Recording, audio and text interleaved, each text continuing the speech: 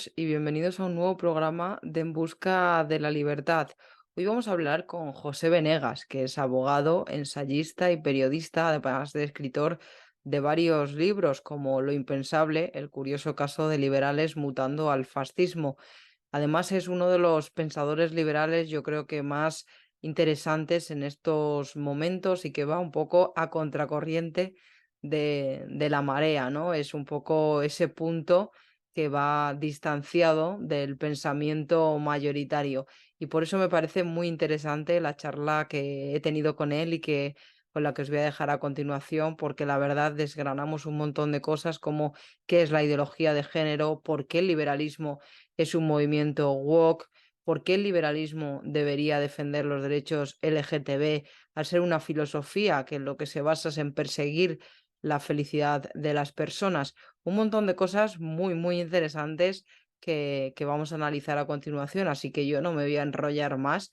Os dejo paso con esta interesante charla y nada, si os ha gustado el vídeo y si os gusta esta charla, pues yo os agradezco mucho si os suscribís al canal, si le dais al like al vídeo y si nos comentáis aquí, por aquí debajo, lo que os parece estas reflexiones interesantes. Bueno, lo primero de todo, José, bienvenido. Muchísimas gracias por estar aquí. Es la verdad que todo un honor poder tener esta charla contigo. Bueno, un placer, muchas gracias. Lo primero que me gustaría preguntarte, además acabo de empezar justo a leerlo, es por tu nuevo libro, el de Un mundo contaminado, ideas tóxicas de izquierda y derecha. He leído ya el capítulo sobre la democracia, pero me gustaría que nos explicaras un poco qué nos podemos encontrar en este libro. Bueno, este es un libro que yo había escrito en el año 2014. Me habían invitado a un evento para hablar de por qué había surgido el chavismo.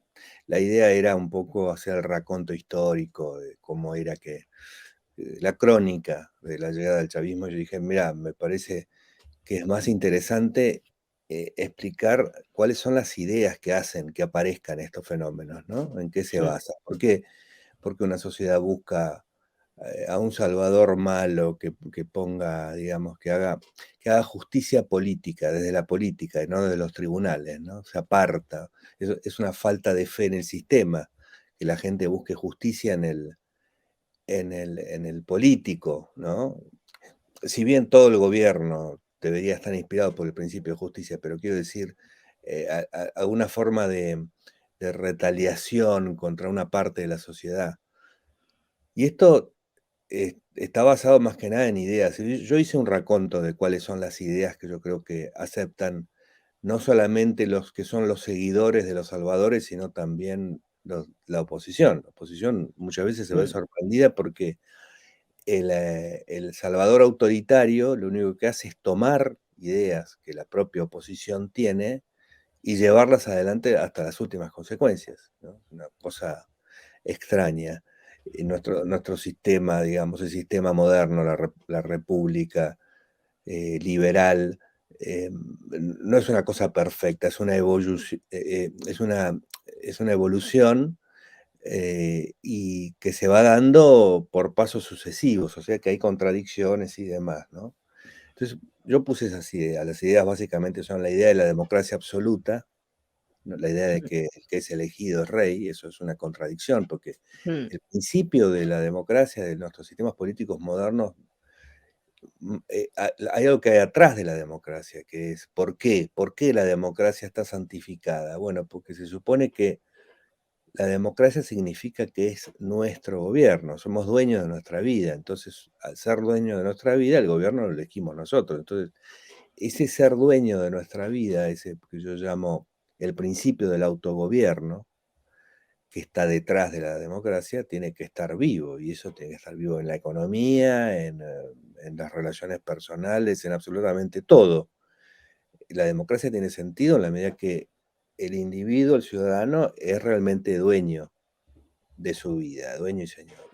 Entonces, cuando yo hice ese libro, todavía no había aparecido este fenómeno de la nueva derecha, ¿no? Que encima se disfraza muchas veces de liberalismo o paleoliberalismo, que, que más que no querer a un gobierno, no quieren a un gobierno liberal, están mm. reaccionando contra un gobierno, contra la modernidad, digamos, contra la idea de que el gobierno defiende derechos individuales. Eso es lo que les molesta.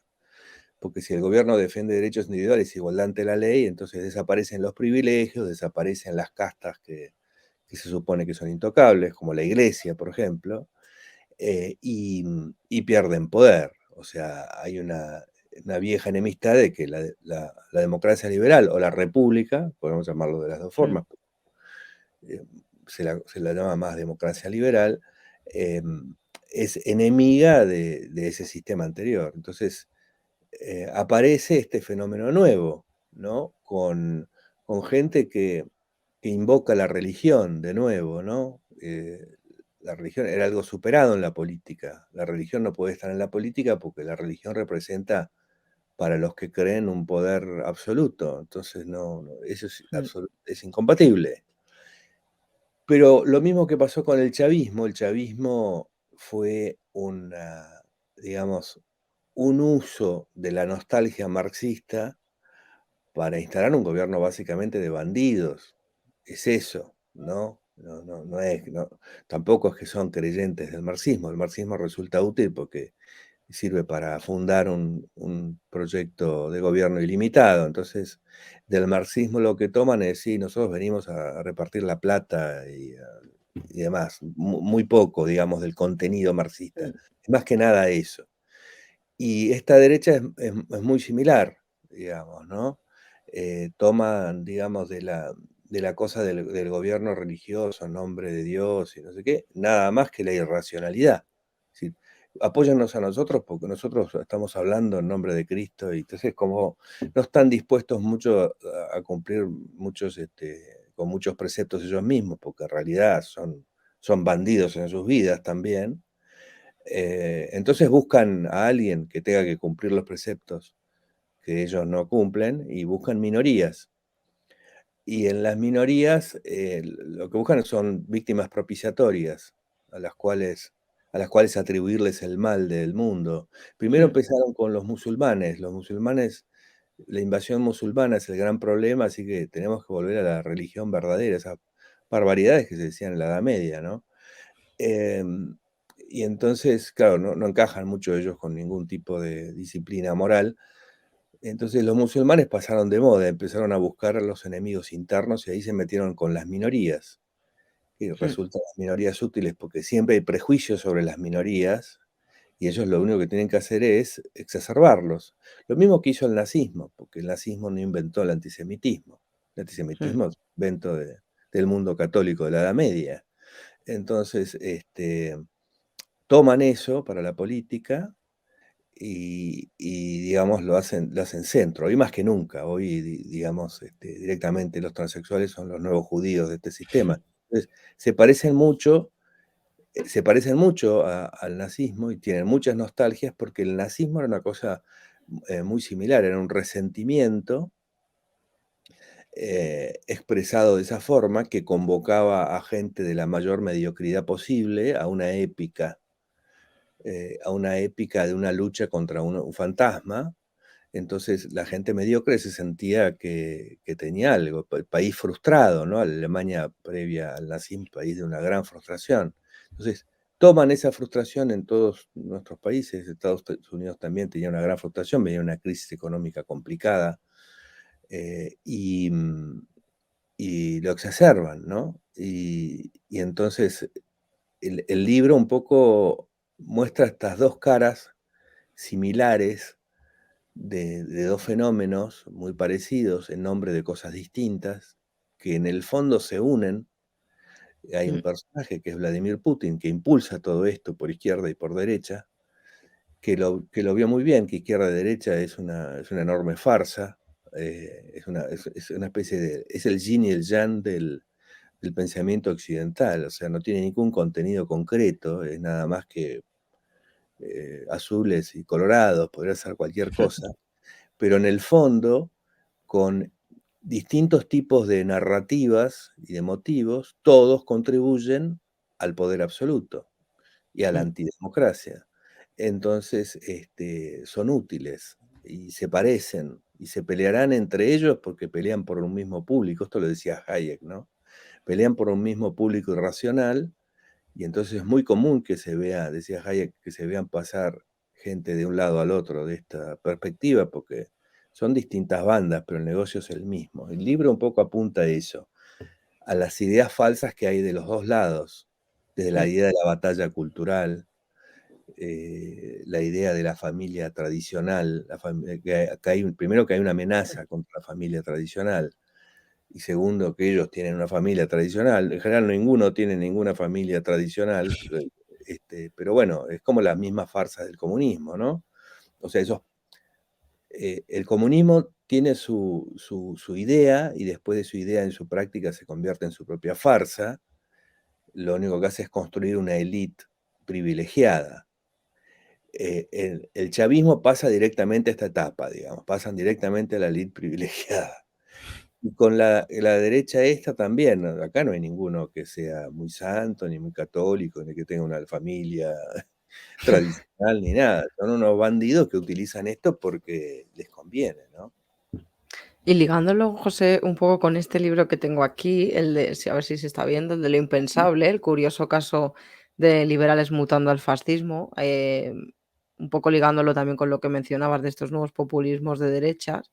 Es verdad que estamos viendo estos últimos años mucha gente que encima se autodenomina liberal y que lo es todo menos liberales, porque sí, son liberales, pero solamente de impuestos bajos. En todo lo demás no quieren saber nada, los derechos individuales parece que quedan a un lado y salen con toda esta cosa de que es cultura woke, Agenda 2030, George Soros, y parece que todo es una confabulación en lugar de estar, defendiendo, si se creen liberales, los derechos individuales que pasan por dejar a cada uno ser como quieran ser, ¿no? Y con esto lo ligo un poco, y más en el mes que estamos, que es junio, a los ataques que hacen casi paulatina, o sea, repetidamente contra el colectivo LGTB, ¿no?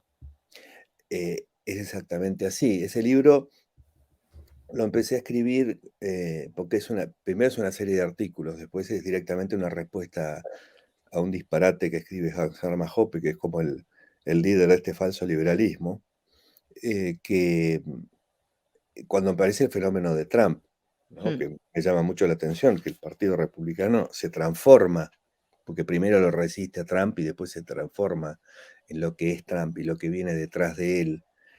Y efectivamente lo que pasaba ya en el año 2016 cuando aparece Trump es una transformación del liberalismo, de los liberales. Porque no es que aparecieron unos liberales nuevos que tienen esta farsa encima, sino que liberales viejos, por decirlo de alguna manera, empiezan a repetir cosas que son completamente incompatibles con el liberalismo, como el nacionalismo, defender el nacionalismo y el proteccionismo de Trump. mm, O sea que ni siquiera es un liberalismo económico, cosa que no existe, eso habría que explicar eso, ¿no? El liberalismo, lo que se llama el liberalismo económico es la economía que existe en una sociedad libre de fines, donde los individuos tienen fines libres. Entonces, ahí se da una economía de un tipo.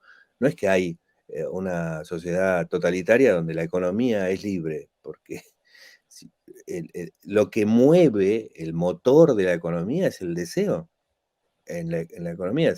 Cuando decimos que el valor es subjetivo, estamos hablando de que los deseos de las personas son los que mueven a la economía. Sin eso, sin fines libres, los medios libres no tienen ningún sentido. Entonces, pero estos empezaron a hablar, no sé, sí, qué liberal que es Trump, porque dice que va a desregular y demás. O sea, empiezan a hacer una gran farsa del fenómeno que aparece y lo identifican con liberalismo, específicamente con esto del paleoliberalismo, que a mí nunca me terminó de convencer porque era una especie de liberalismo malo. Más o menos es así el cuento.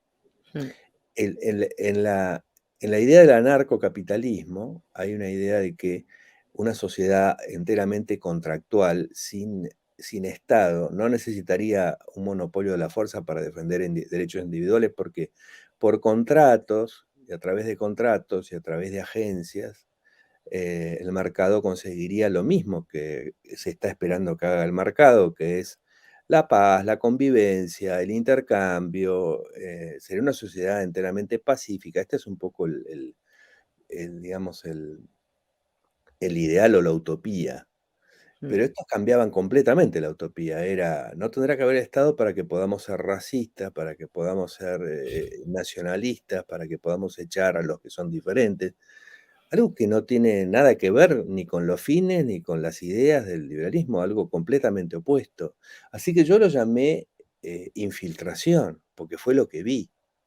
Empecé a ver que en los grupos liberales aparecían estos señores de manera muy agresiva y que lo primero que hacían era mm, llamarnos a nosotros, algunos que lo discutíamos, los demás entraron en pánico, nos llamaban liberprogres, ¿no? Y ahí es donde los identifiqué, porque desde el nacionalismo católico, que es un fenómeno muy parecido al falangismo,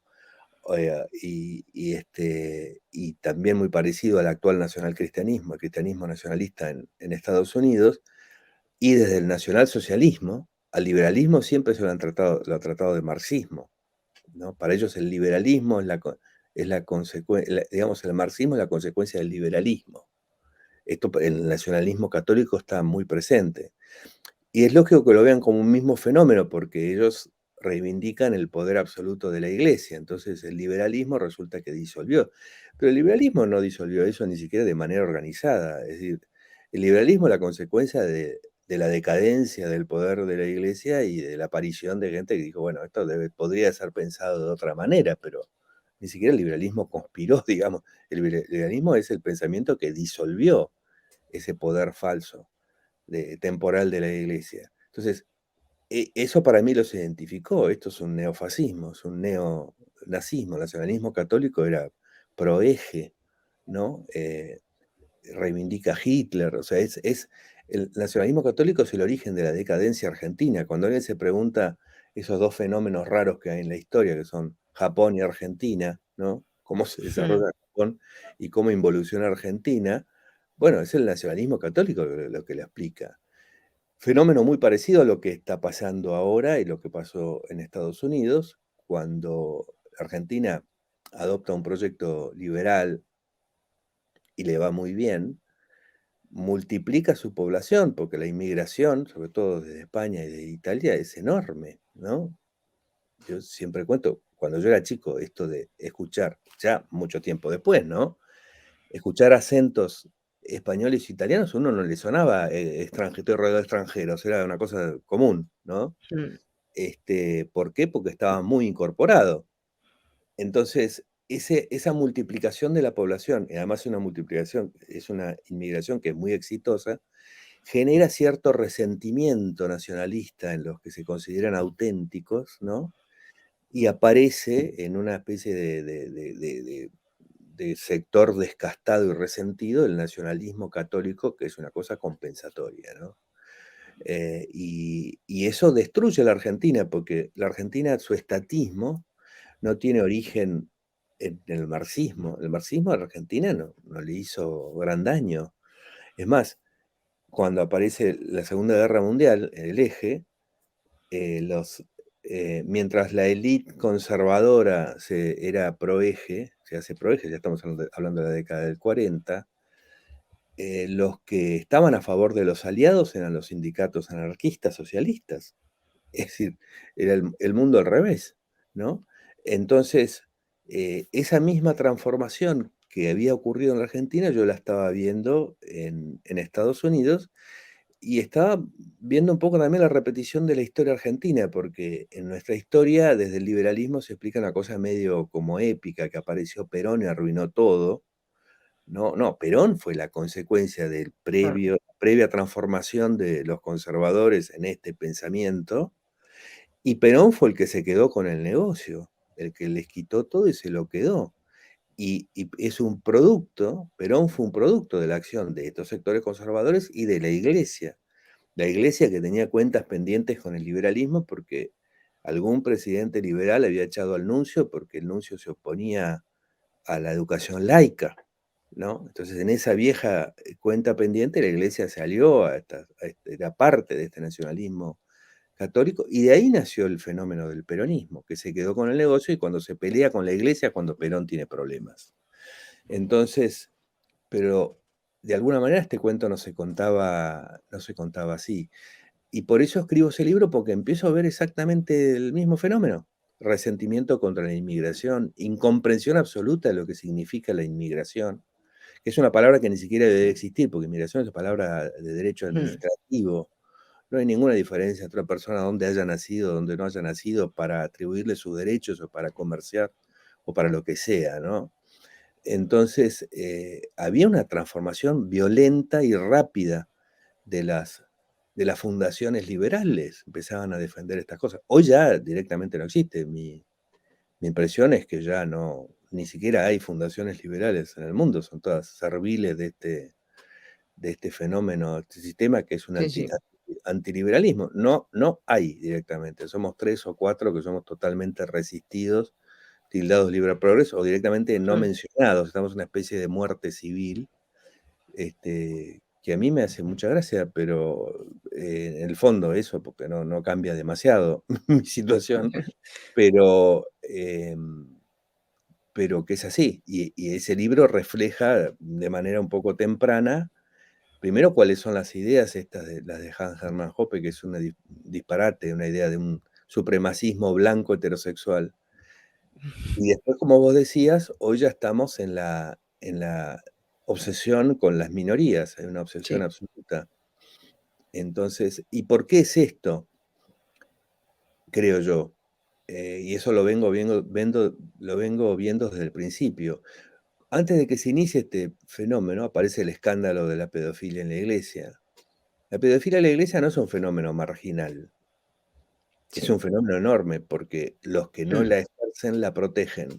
Y estoy hablando del 100% de la iglesia, no estoy hablando ni del 99%, porque no ha habido un solo caso de un cura que diga yo me voy de la iglesia, indignado, asqueado por esto. ¿Por qué? Porque la represión sexual es un sistema de dominio y de reclutamiento. Hay dos formas en las que la política históricamente eh, hace que la gente se autolimite y que se convierta en su propio guardián. Uno es digamos, la represión del afán de lucro, que esto lo hace la iglesia, ¿no? Lo hace la izquierda, quiero decir. Es la herencia desde la iglesia Sí. que tiene la izquierda, que es sentirse mal, porque gana plata está mal y hay que esconderlo y no hay que decirlo y no hay que ganar mucha plata y la plata es sucia y lo importante es el alma y todo esto, ¿no? Y lo otro es el sexo, que esto es la especialidad de la derecha, ¿no? El sexo está mal y solamente tiene que ser para el matrimonio, para tener hijos y disfrutar es una cosa ya pecaminosa, y ni hablar de tener sexo fuera de lo reproductivo, y demás. Hace 40 o 50 años los divorciados eran mal vistos, ¿no? Entonces los divorciados eran como marginados, no podían ir a misa, los hijos de los divorciados no se aceptaban en las casas de los hijos de los que estaban casados, ese tipo de aberraciones, no se aceptaban en los colegios hijos de divorciados, los echaban. Pero ahora, ¿cómo van a hacer para reeditar ese tipo de cosas si están todos divorciados? Los que están en la persecución de los derechos LGBT y demás, están todos divorciados, todos tienen familias ensambladas, o sea que no funcionaría. Así que había que buscar una minoría un poquito menor para transformarla en propiciatoria. Esto es viejo, lo cuenta mucho Thomas Sachs, el uso de las minorías propiciatorias en el poder, ¿no? Eso viene de los sacrificios humanos, desde el chivo expiatorio, ¿no? La cosa del chivo expiatorio, vamos a poner todos nuestros pecados, los depositamos acá. Entonces, la invención de que hay una ideología de género, que en realidad los conocimientos de género lo que hacen es quitarnos de encima las telarañas que tenemos respecto de todas, de Mm. las conductas que van asociadas a los géneros, ya ni siquiera del sexo, ¿no? Em, Cuando aparece todo esto, bueno, lo tildamos de que es una ideología marxista. Todo lo que signifique libertad en materia de conducta personal y con quién uno se acuesta, quién uno quiere o no, todo eso lo tildamos de marxista. Entonces, esto, entre comillas, liberales dicen, no, están las libertades, la de comprar y vender. Eso es libertad. Pero ¿qué hacemos con las otras libertades personales? No, no, porque Claro. eso tiene una intención marxista, así que no. Así que son libertades marxistas. Hay que tener las libertades buenas, que son las de comprar y vender, y las libertades malas, que son las marxistas. ¿Cuáles serían? Las que son pecado en la iglesia serían libertades marxistas. Entonces, una forma de control religioso. Yo en esa época decía, miren, esto están tratando de imponer un control religioso llamándole de otra manera. No, esto no es religión, esto es el marxismo. Hoy ya está el descubierto, ¿no? Que la derecha pretende representar a Cristo con la maldad. Mm, Esto es lo que es muy curioso. Es un cristianismo, el de esta derecha neonazi, de la maldad, ¿no? De la exclusión, del maltrato, del odio, sí, de la reacción. No tiene el cristianismo, que además ha dominado el cristianismo porque no hay reacciones al respecto, no tiene rastro alguno de idea de amor al prójimo, pero para mí es una clara reacción.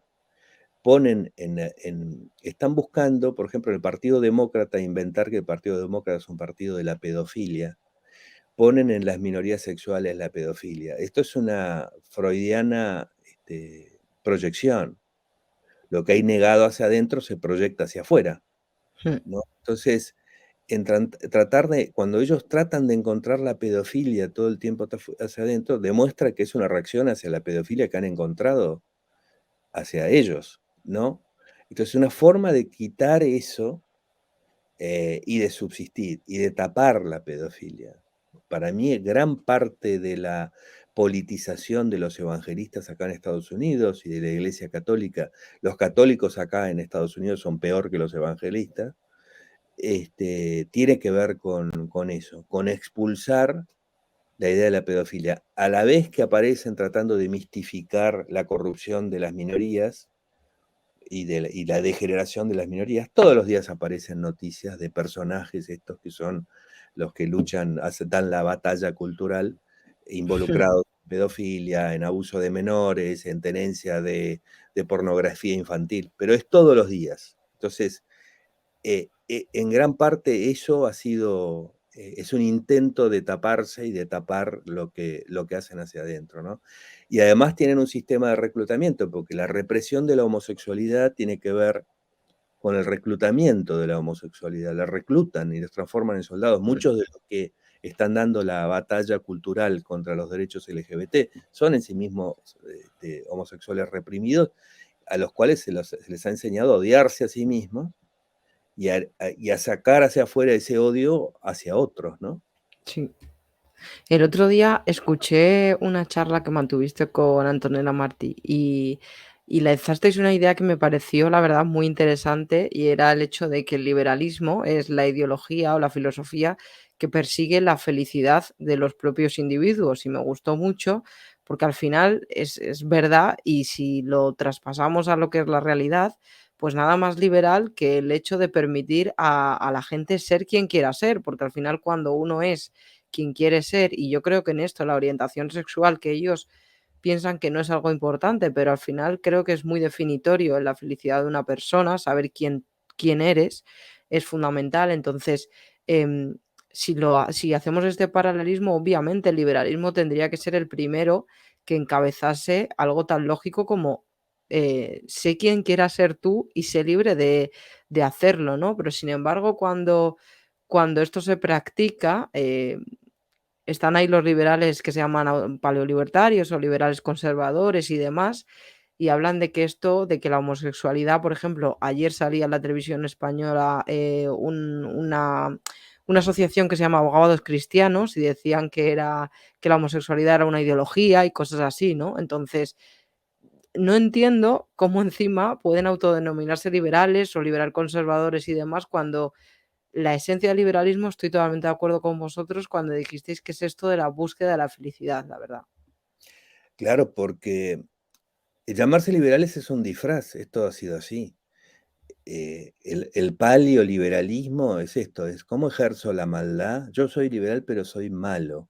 Es realmente una estupidez. Además, el paleoliberalismo pretende ser un anarcocapitalismo. ¿Cómo puede ser que alguien sea anarcocapitalista, pero a su vez crea que la gente en algún aspecto tan esencial como la sexualidad tenga que ser gobernada? Mm, O que haya proyectos de formas de vivir que sean invalidados, formas de vivir que no atacan a nadie, que tengan que ser invalidados. este esperpento de Hans Hermann Hoppe empieza ese ensayo que yo critico en el libro que se llama Realistic Libertarianism, diciendo, ¿no? Porque la propiedad empezamos todo por la propiedad del propio cuerpo y, y después parece que el cuerpo no se lo puede usar para lo que se quiera, ¿no? Es una propiedad un poco restringida o regulada. La propiedad del propio cuerpo porque eso es lo que permite la sociedad, que la sociedad viva en paz. Y después postula que no tiene que haber Estado para que podamos vivir en guerra contra homosexuales, extranjeros, o sea, una cosa disparate completo, ¿no? Lo de la felicidad es fundamental, pero además lo deberían entender desde la economía. Por eso yo el paleoliberalismo lo considero una farsa directamente, no es que es un error. El paleoliberalismo es un disfraz para gente que es premoderna y básicamente tiene un pensamiento nacionalsocialista. No quiere un Estado liberal, quiere gobernar con la Iglesia, Mm. que se transforma en el Estado, es el mismo problema, quien quiera que gobierne. Entonces, no les gusta la palabra, pero sí quieren gobernar hasta en aspectos privados de las personas, ¿no? Y la felicidad es esencial, porque inclusive en la economía, el que no entiende que el liberalismo es un proyecto donde cada uno sigue su forma, la forma que quiera de felicidad, no entiende economía tampoco, no entiende economía austríaca, que está basada en que cada uno elige sus propios valores, o sea, pero no solamente por bondad, porque son por generosidad. Si yo, el hecho de que yo siga lo que yo quiero hacer, es lo que hace que yo me ponga a producir. Yo me pongo a producir, entonces te contrato. Tu salario está relacionado, el valor de tu salario está relacionado con mi proyecto de felicidad. Y esto es así en la interacción del mercado. El mercado es eso, el mercado no. Esto lo explica Mises, los fines, el mercado no lo juzga. Justamente por eso es un sistema pacífico, porque no juzga los fines. Cada uno va a donde quiere, y lo explica también en Rand, cada uno sigue sus propios valores. Esto es esencial en el sistema liberal, no se puede escindir, no puede haber un director de orquesta de los fines.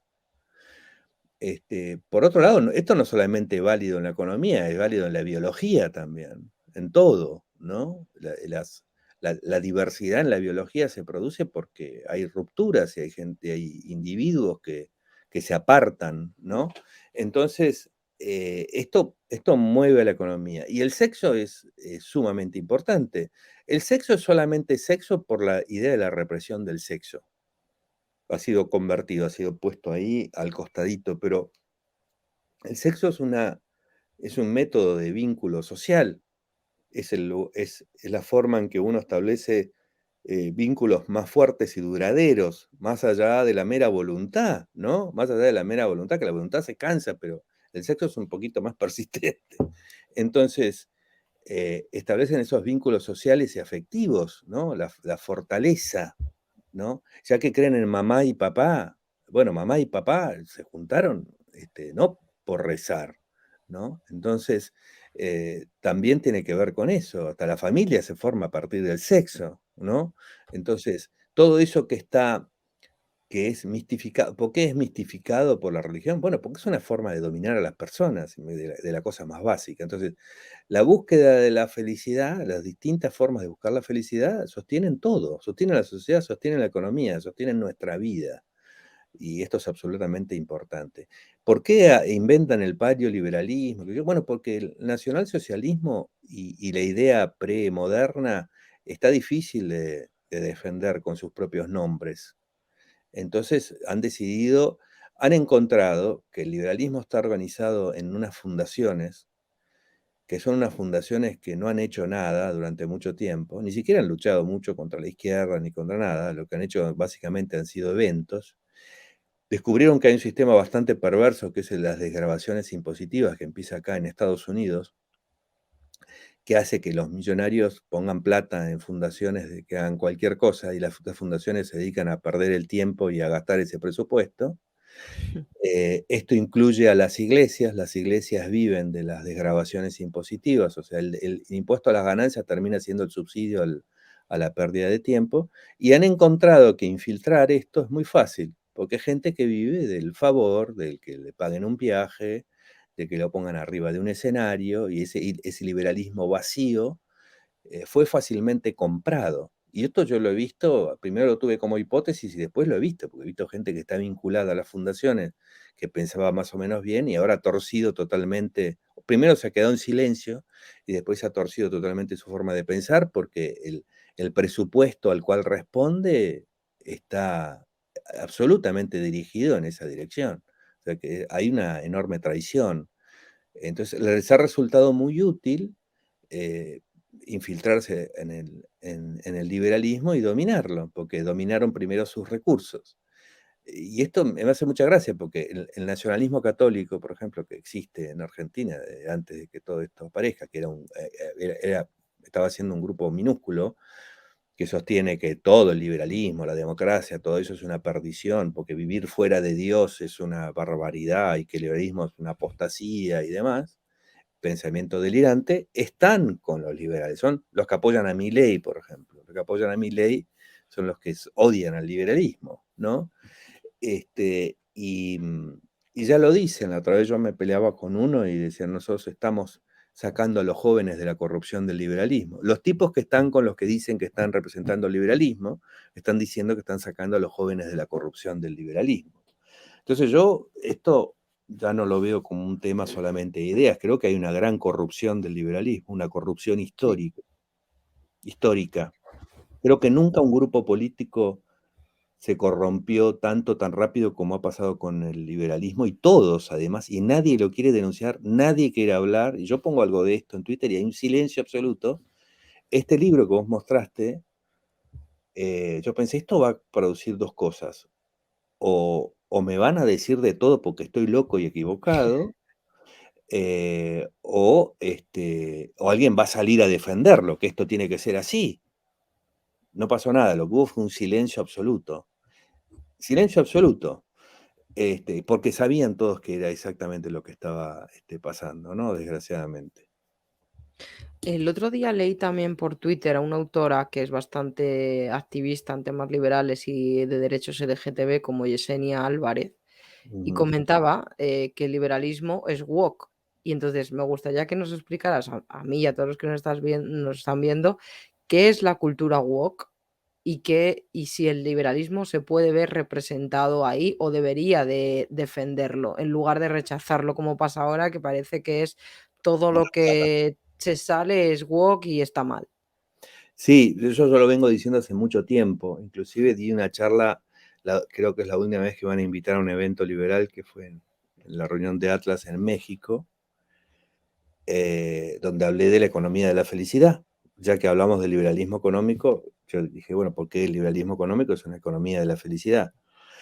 Y por qué, digamos, la historia del liberalismo es la historia de lo woke, ¿no? El Renacimiento es woke, la revolución industrial, eh, la libertad de los individuos es un escándalo en el mundo. El liberalismo es un escándalo en el mundo de la Edad Media.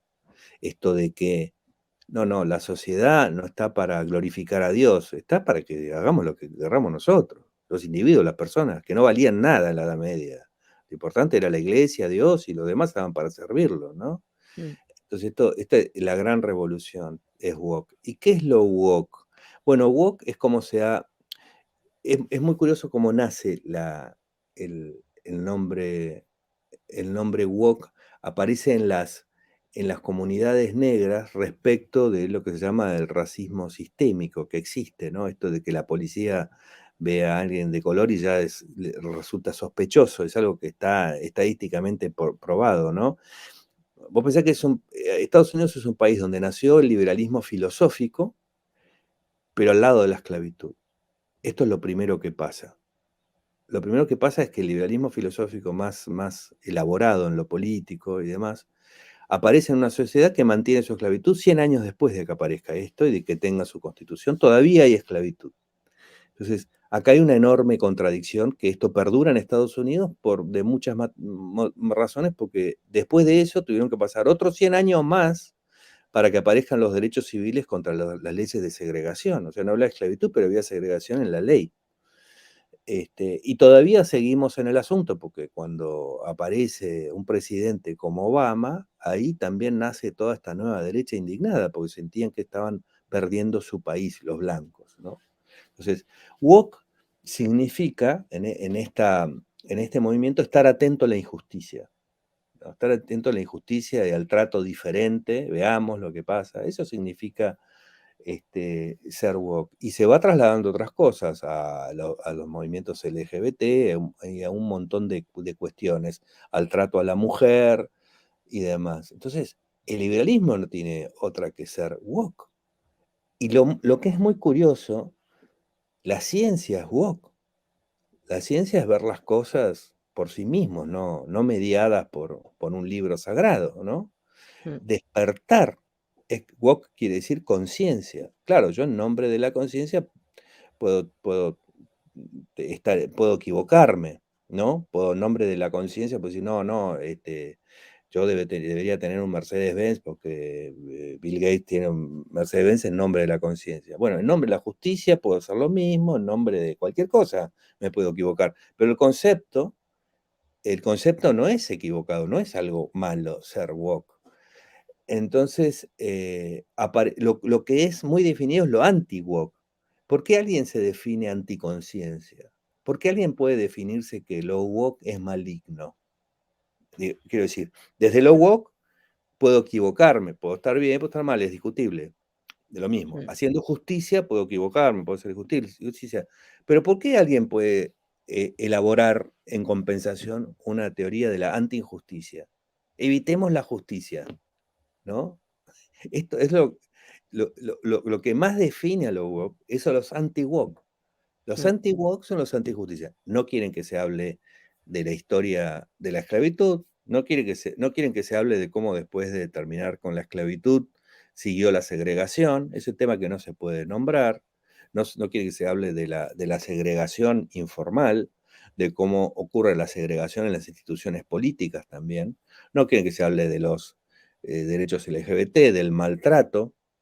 Ellos dicen, no, pero si no pasa nada, y ellos representan el maltrato.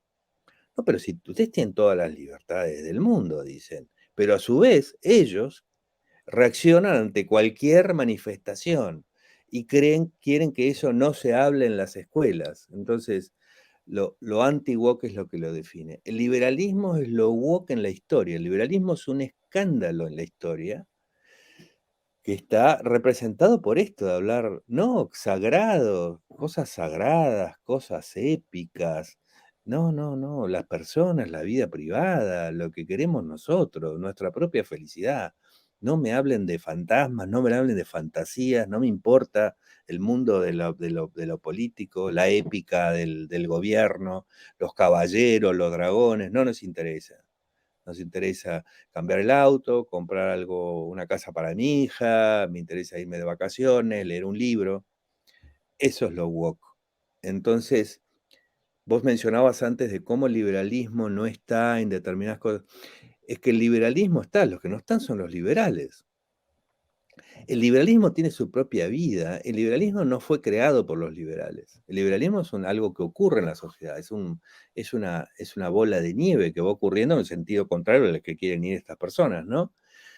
Y que hay una filosofía interpretando eso. Pero vos fíjate que la filosofía no es suficiente, porque como digo, los padres fundadores en Estados Unidos tienen las cosas muy claras, pero no fueron capaces de terminar con la esclavitud. Y después de la esclavitud tuvo que venir los derechos de las mujeres, tampoco era algo que se pensaba desde el liberalismo filosófico. Es algo que apareció en el liberalismo como práctica, una vez que se abre la puerta.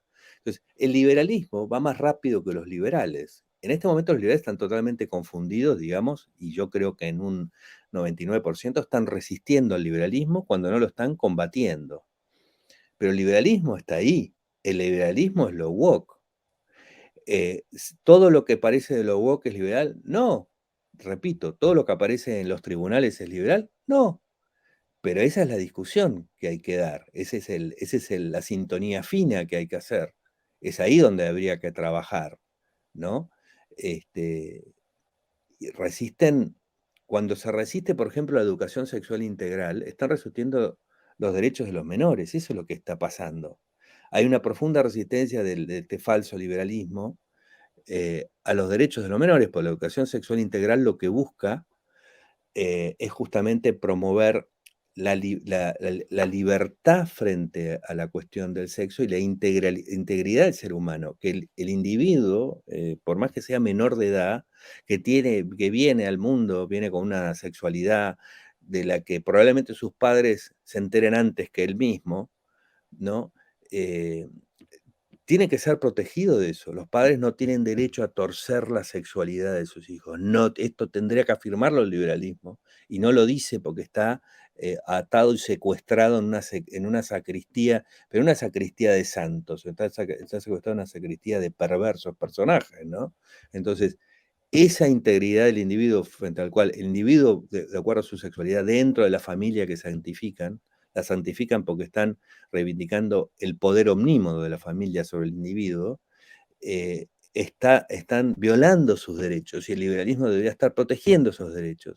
La educación sexual integral, que enseña no solamente la cuestión de la sexualidad, sino la tolerancia, que está prohibida en la Florida, por ejemplo, eso lo que hace es permitir la libertad y la integridad de los individuos, que no sean sometidos a bullying. El bullying sobre los menores de edad es una cosa muy grave que afecta su personalidad y que afecta todo su futuro. Y en eso el liberalismo debería estar protegiendo. El liberalismo debería defender al individuo incluso contra la familia, Mm. no reivindicar a la familia como algo inexpugnable al que no se puede llegar. Y la educación sexual integral, entre otras cosas, es lo que está permitiendo que aparezcan las denuncias de abusos de menores. Los menores en la ciudad de Buenos Aires, el 80% de las denuncias de abusos sexuales de los menores aparecen en el contexto de educación sexual integral. Por eso la combaten, porque es un atentado contra lo que pasa en la iglesia, que hace exactamente lo contrario, que es proteger la pedofilia. Y dentro de las familias donde se dan los mayores casos, y la iglesia le aconseja a las familias que tapen y que conviertan en problema al individuo que ha sido abusado. O sea, toda esa maldad que es equivalente moralmente, y yo diría numéricamente mucho mayor a la esclavitud, es lo que la cultura anti-woke está tratando de impedir que ocurra, y que es un fenómeno profundamente liberal, no acompañado por el liberalismo. El liberalismo está en otro planeta, no entiende lo que está pasando o está directamente siendo cómplice de lo contrario, pero el liberalismo está ocurriendo en estos movimientos. Precisamente, José, sobre eso te quería preguntar, lo tenía en la cabeza. Es que en España, por ejemplo, Vox sacó hace un par de años un debate a la luz que era la creación del PIN parental y que las familias fueran las que decidieran si los hijos acudían a las clases de educación sexual o no. Claro, los liberales defendieron esta postura desde el sentido de que tienen que ser los padres los que elijan que estudian sus hijos y que no, porque además esta educación sexual es impuesta desde el Estado y fomenta ciertas cosas y demás. ¿Qué posición habría que tener aquí? ¿Crees que son los padres los que tienen que decidir lo que tienen que estudiar o saber sus hijos o debería de no tener influencia en ello? Mira, pasa lo mismo con esto. Yo tengo otro libro que se llama Hágase tu voluntad, donde hablo de cuál es mi idea de la legitimidad del gobierno, ¿no? La legitimidad del gobierno en general se discute desde quién, qué autoridad tiene el título para gobernar, que es la famosa legitimidad de origen. Y que esto es parecido a lo que se discute acá. ¿Quién decide, los padres o el colegio? ¿O el padre es el colegio o el Estado? Mm. Y no es el punto en la legitimidad. El punto de la legitimidad es la legitimidad de ejercicio.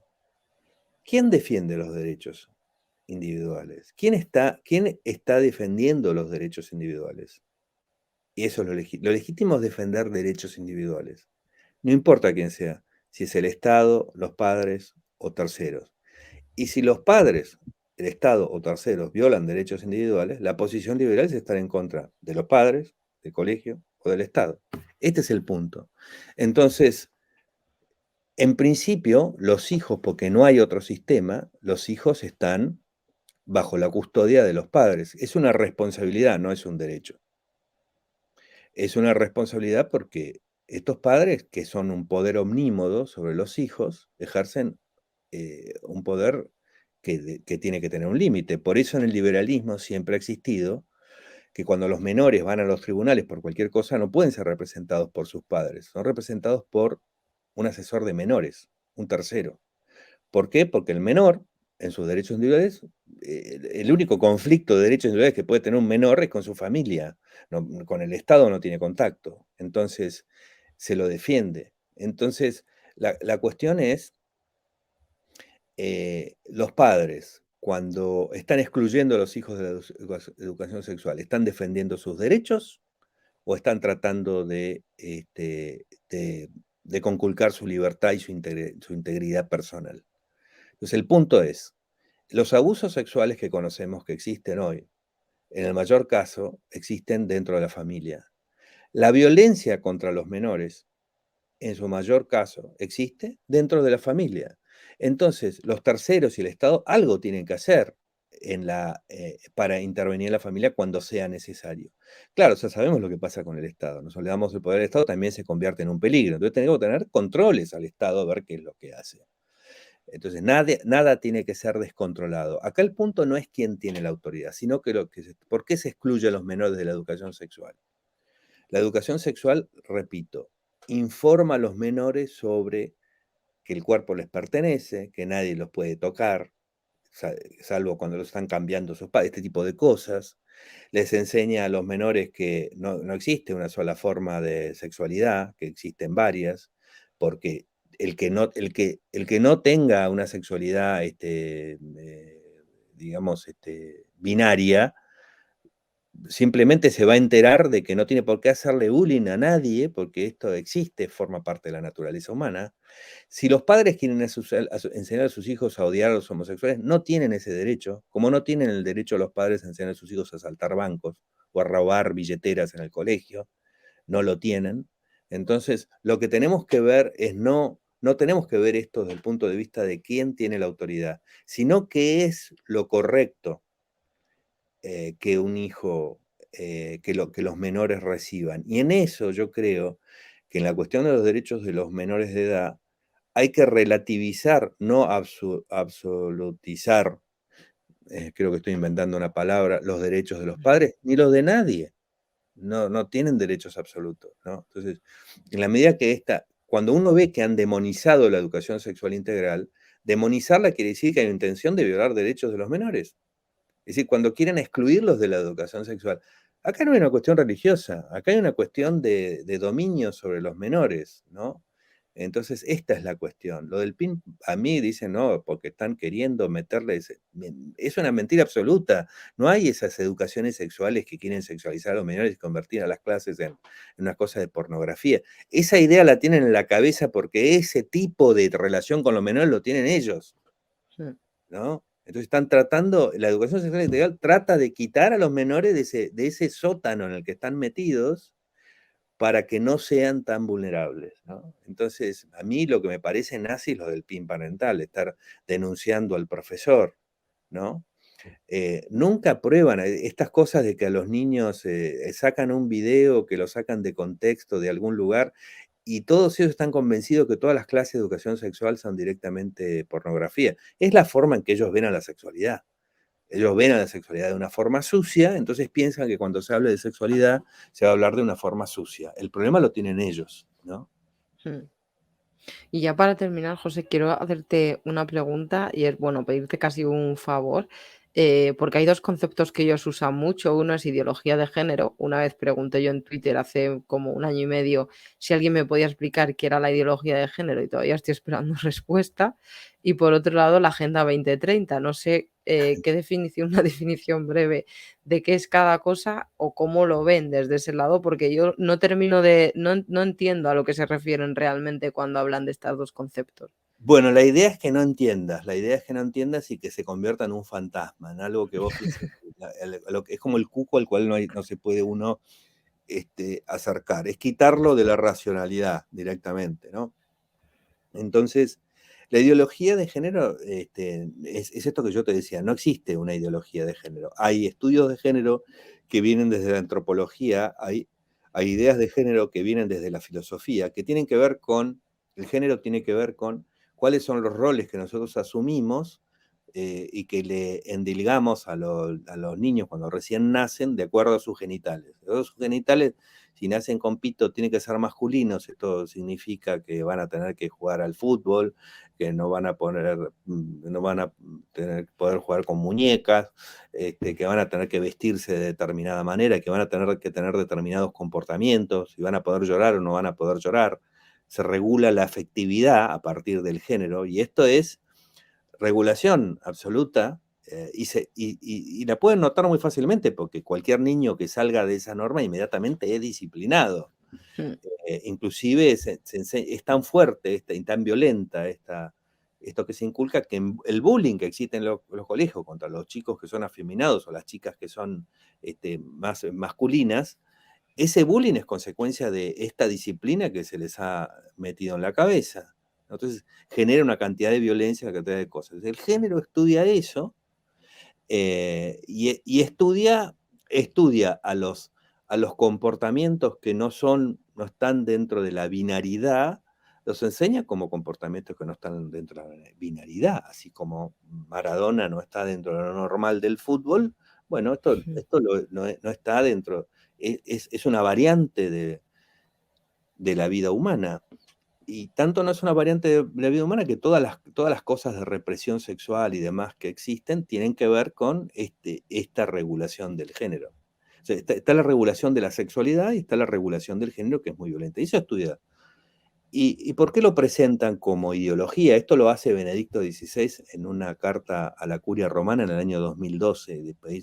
Hasta ahora es lo que yo he podido detectar como la primera utilización del término ideología de género, porque lo que quieren decir es que esto, pero siempre han dicho, ¿no? El sexo es la disolución de la cristiandad. Y bueno, ¿qué era Sodoma y Gomorra? Simplemente la pasaban bien, parece. Y eso era ya un pecado. De ese momento viene la regulación del sexo. Entonces dicen, esto es una ideología, no es natural. No es natural que alguien diga, yo quiero ser mujer ahora. ¿Qué quiere decir que una persona diga, ahora soy mujer, quiero ser llamado mujer? Bueno, la regulación es binaria.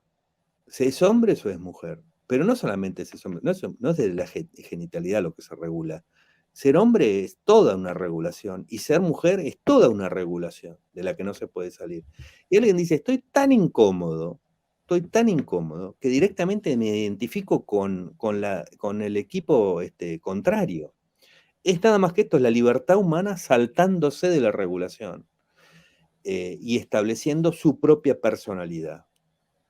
Entonces, ¿qué es lo que dice Benedicto? Dice, esto es una ideología, porque es tan evidente que hay hombres y mujeres como que Adán y Eva. O sea, la idea de que es una ideología es porque existían Adán y Eva, y Dios hizo Adán y Eva, no hizo otra cosa.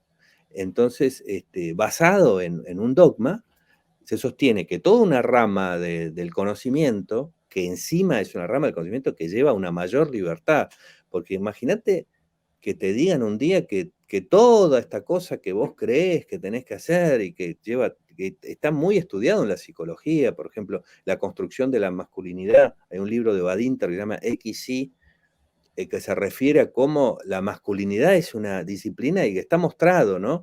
Que se va estableciendo paso a paso cómo se debe ser, cómo se regula la masculinidad cuando vos encontrás una reunión de hombres, enseguida empieza el chiste acerca de la homosexualidad, porque eso es Sí. parte de la regulación, de la regulación de la masculinidad. Entonces, quitarse toda esa telaraña de encima y que ya no importe, cuando ya se ha producido, digamos, el liberalismo ha avanzado antes que por supuesto los liberales están en otro planeta, pero el liberalismo en esta materia ha avanzado antes porque lo que llamábamos los metrosexuales hace, no sé, 10 años, es eso, son transgénero. Cuando un hombre se pone un arito, es transgénero. Cuando alguien, en vez de ir a ver fútbol, se va a ver ópera, es transgénero. Cuando una mujer se interesa por el fútbol, es transgénero, porque está pasando por encima de los que eran normas de género. Están permanentemente rompiéndose. Cuando yo era chico, jugar al tenis era de maricón, porque había que vestirse de blanco. Entonces los tenistas son todos transgéneros. Todo el mundo es transgénero, esto es lo que es curioso. No existe la norma pura. No hay nadie que esté puramente dentro de la norma. La norma son unos ideales, unas utopías establecidas por una disciplina moral, ¿no? Entonces, esto es lo que estudia el género y causa una enorme revolución. Por eso que se intenta desde la educación moderna no imponer, no empujar a los chicos a jugar a la pelota y a las chicas a jugar a la muñeca, no empujarlo porque estamos creando gente infeliz, básicamente, y gente limitada. Y la gente limitada es menos inteligente, además. Entonces, a esto, pero ¿qué pasa con esta libertad? Esta libertad crea las denuncias de los menores de edad sobre los abusos sobre sí mismos. En esta libertad más la tecnología aparece. Entonces, hay que volver a mitificar, hay que volver a meter a la gente adentro de un tarro, porque si no se conoce el sótano de la iglesia, que es horripilante, como es horripilante el sótano de todos los puritanos, ¿no? Que viven una vida falsa hacia afuera y hacia adentro es otra cosa. Entonces, lo combaten fuertemente y aparece además otros intereses, porque aparece Rusia queriendo luchar contra Occidente, destruyéndolo, y adopta esta cosa de que hay unos valores tradicionales, que el marxismo cultural. El marxismo cultural resulta ser que son determinadas libertades personales pasan a ser marxistas. Entonces se produce esta decisión psicopática en el liberalismo. No, todas estas libertades son libertades, pero si hablamos de estas, no, porque estas libertades las quieren los marxistas. Y si las quieren los marxistas, nosotros no las podemos querer. Entonces mañana yo digo que los marxistas quieren la libertad de comprar y vender. Entonces yo les elimino la libertad de comprar y vender, porque esas son libertades marxistas. Entonces, esta es la enorme aberración.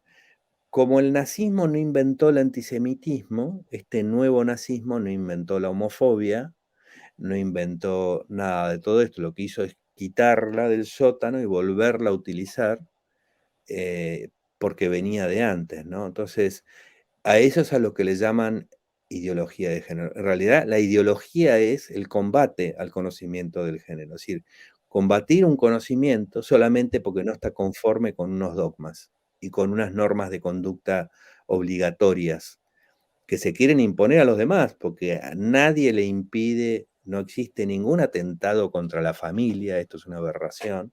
Las familias que tienen los que defienden las familias no son tradicionales, en general. No hay nadie que atente contra la familia, simplemente hay gente que vive bajo normas y organizaciones que no responden a la familia tradicional. Eso no es un atentado, como no es un atentado contra mí que alguien lea libros que a mí no me interesan, ¿no? Pero lo ponen en forma de victimización. Ideología de género es la forma de convertir esto en un fantasma, algo de lo que no se puede hablar, ¿no?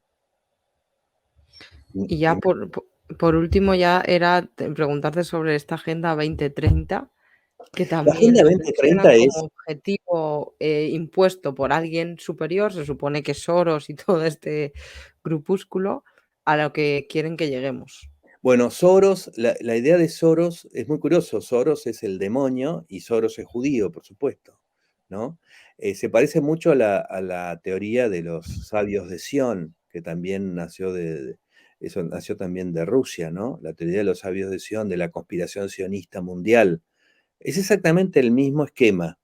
La Agenda 2030 es una expresión de deseos de que se hace de cosas que en general están bien, ¿no? La tolerancia, el cuidado del medio ambiente, y ellos lo presentan como si fuera una conspiración maléfica, o sea, descalifican cualquier cosa como una conspiración. Es completamente inocente la Agenda 2030. Lo que no es inocente es la gente que está en contra de eso, ¿no?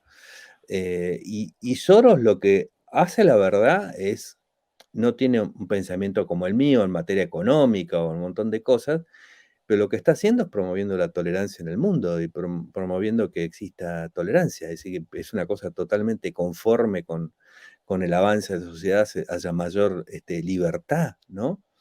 Pero ellos quieren ver en la Agenda 2030 una especie de conformación de un gobierno mundial, ¿no?